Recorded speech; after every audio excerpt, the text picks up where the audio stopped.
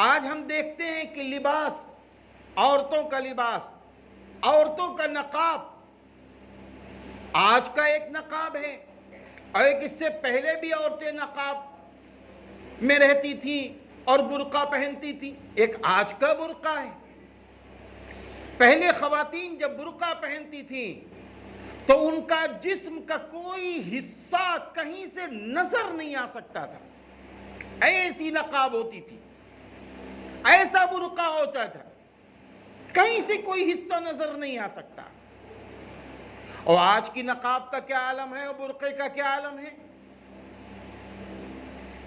کہ آپ ایسا نقاب پہنتی ہیں، معاف کیجئے، ہم اس طرح دیکھ رہے ہیں سماج میں کہ انسان کا جسم جھلکتا نظر آتا ہے۔ ایک نقاب چلا ہے، برقع چلا ہے، آپ اس کو دیکھیں، اس میں بیلٹ لگی ہوئی ہے۔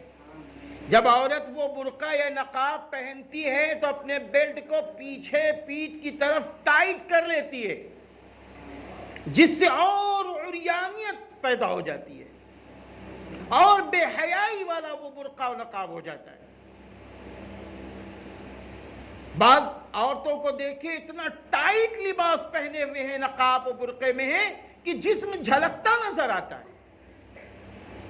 آخر ایسا نقاب ہم کیوں پہنتے ہیں؟ نقاب کا مقصد کیا ہے؟ برقعے کا مقصد کیا ہے؟ اوڑھنی کا مقصد کیا ہے؟ جسم کے اعضاء ظاہر نہ ہوں۔ رسول اللہ صلی اللہ علیہ وسلم کا ارشاد گرامی ہے کہ قرب قیامت ایسا لباس پہنیں گی کہ وہ مادرجات، معاف کیجئے گا، عریاں نظر آئیں گی،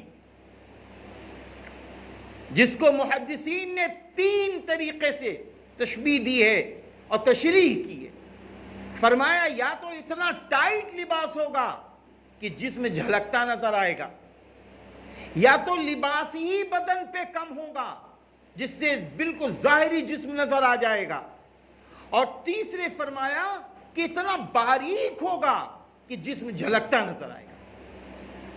اللہ معاف فرمائے، پہلے تو جمپر اور شلوار پر یہ جملے بولے جاتے تھے، آج تو ہمیں نقاب و برقعوں پہ یہ جملے بولنے پڑ رہے ہیں۔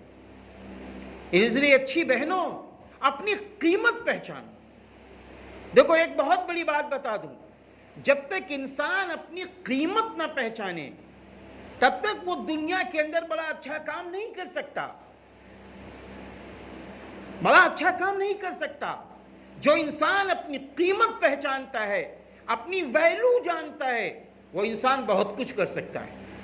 ایسا ہی ہماری ماں اور بہنیں اپنی ویلیو تو سمجھیں کہ ہم کتنے قیمتی ہیں اسلام کے نزدیک، اللہ کے نزدیک آپ اتنی قیمتی ہیں کہ قرآن کریم کی سورتوں کے نام اللہ تعالیٰ نے لکھ دیے، اس میں چوتھی سورہ جس کا نام سورۃ النساء اللہ نے رکھ دیا۔